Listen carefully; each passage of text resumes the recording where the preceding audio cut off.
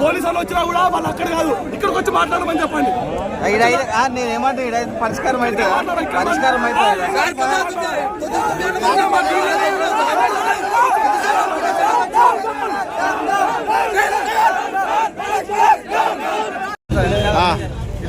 కార్యక్రమం వచ్చాము ఇక్కడికి 9 గంటలకు వచ్చినాము. ఇప్పటికి ఏం చెప్తారు ఏమంటారు ఇప్పుడు మళ్ళీ ఏం మాట్లాడుతూనే లేడు ఆయన అసలు.